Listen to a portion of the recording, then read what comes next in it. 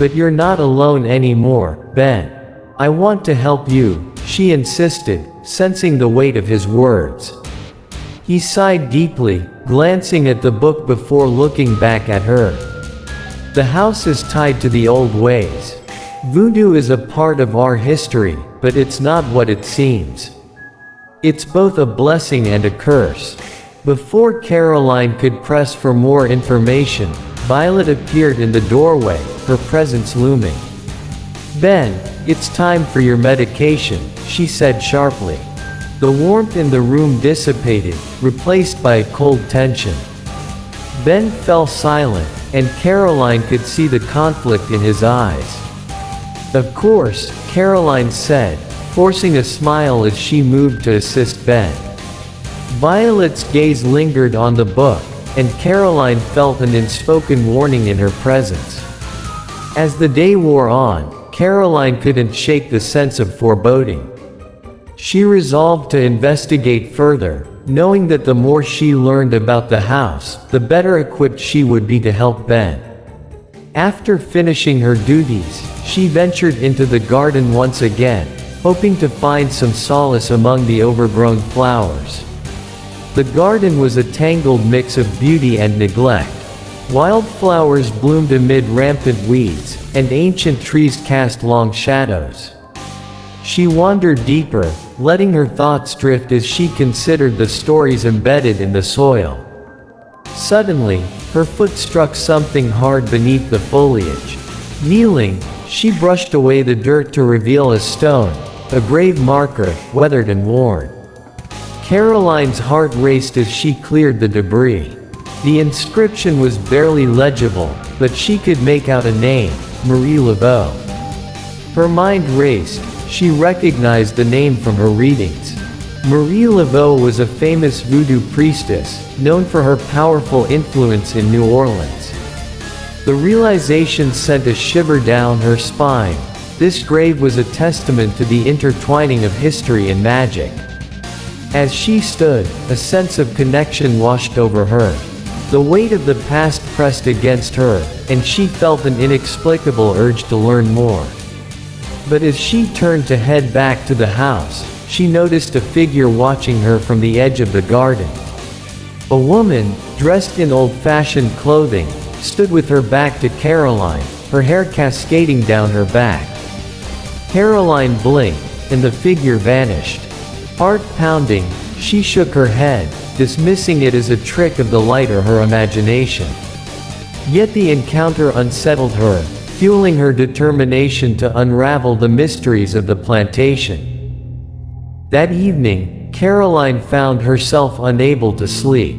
The whispers of the house crept into her thoughts, mingling with the images from the book and the grave marker.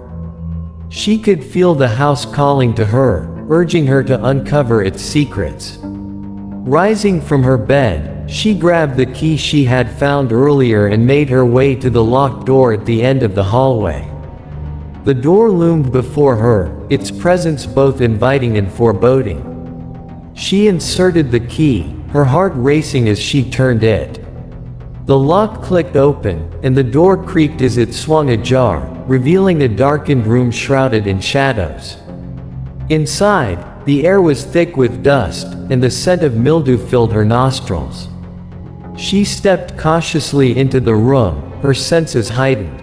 The faint outline of furniture emerged from the darkness, and as her eyes adjusted, she noticed a large mirror covered in a tattered cloth. With trembling hands, she pulled the cloth away, revealing a reflection that sent a jolt of fear through her. The mirror showed not only her own reflection but also the lingering shadows of figures behind her, shapes she couldn't quite make out. Backing away in shock, Caroline stumbled into a stack of old crates, sending them tumbling. The noise echoed in the silence, and for a moment, she felt the presence of something watching her. Heart racing, she quickly left the room, shutting the door behind her. She returned to her own room, the weight of her discoveries pressing down on her. The house was alive with secrets, and each new revelation seemed to pull her deeper into its dark history. She knew she had to tread carefully, for the deeper she ventured, the more dangerous the truth could become. The chapter closes with Caroline sitting on the edge of her bed, the key resting in her palm, and the weight of the house's past settling over her like a shroud. She resolved to uncover the truth, no matter the cost. The morning light crept through the curtains, illuminating Caroline's room with a soft glow. Despite the comfort of dawn, a heavy feeling lingered in her chest. The events of the previous night replayed in her mind: the key, the locked room, and the ominous presence she had felt. Determined to find clarity, she resolved to confront Violet and learn more about the house's history. After preparing breakfast for Ben, Caroline found Violet in the kitchen, meticulously organizing the herbs and spices. The kitchen was filled with the aroma of simmering gumbo, a local specialty that Violet prepared with care. Caroline hesitated, knowing she needed to approach the subject delicately. "Violet, can we talk?" she began, her voice steady but gentle. Violet glanced up, her expression unreadable.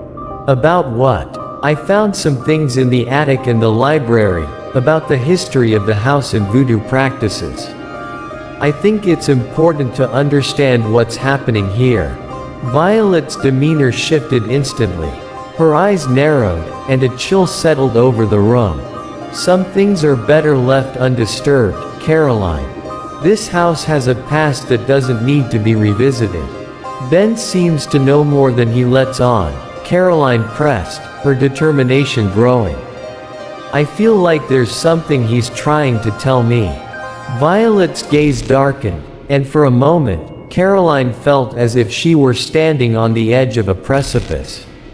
"You don't understand what you're meddling in. This isn't a game. People have suffered because of what lies here." Before Caroline could respond, Violet turned away, her tone final. "Just focus on your work with Ben. That's all that matters." Feeling the weight of Violet's words, Caroline retreated, her resolve unwavering. She knew she had to dig deeper. That afternoon, while Ben rested, she returned to the library. The book she had found lingered in her mind, and she needed to understand its contents fully. Sitting at the library table, she carefully flipped through the pages, tracing the intricate symbols with her fingers. As she read about various rituals, she came across a section detailing protective spells and charms. One passage caught her attention: a ritual to cleanse a space, removing malevolent spirits that might linger. The idea resonated with her.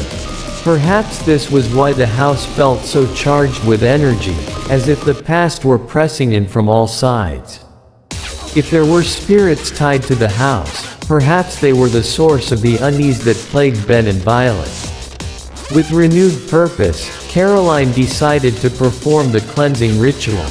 She gathered the necessary items from the library: salt, herbs, and a candle. As dusk fell, she felt the air grow thick with tension, as if the house were aware of her intentions. Caroline moved through the rooms, setting up her makeshift altar in the parlor. The flickering candlelight cast dancing shadows on the walls, and the faint scent of herbs filled the air. She followed the steps outlined in the book, reciting the incantations with conviction, hoping to dispel any negativity that might linger. As she spoke the final words, a sudden chill swept through the room, extinguishing the candle. The darkness seemed to pulse around her, and she felt an inexplicable sense of dread.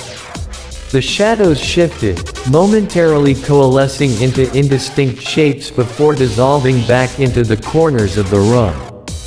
Heart racing, Caroline stood frozen, unsure of what to make of the experience. Had she succeeded, or had she awakened something dormant? The air felt heavier now, laden with an energy that was both unsettling and compelling. That evening, after dinner with Ben, Caroline gathered her courage to confront him again. Ben, I want to help you. Please, tell me about the house. What do you know? He looked at her, a mixture of fear and gratitude in his eyes. There are things you don't understand, Caroline. This house is tied to ancient practices, voodoo, yes, but also something darker. What do you mean? She urged, leaning closer. There are spirits here, ones that don't rest. They are tied to the land, to the blood that was spilled. I fear for you, for both of us, Ben whispered, his voice trembling. Why didn't you tell me before? Caroline pressed, frustration mingling with concern. I was afraid you would leave. I can't let you go, he admitted, his gaze piercing. Violet, she has her own connection to this house. She knows how to control the darkness. Control. Caroline echoed, her heart racing. What does that mean? Violet practices her own brand of magic. It's not the same as what you read in that book.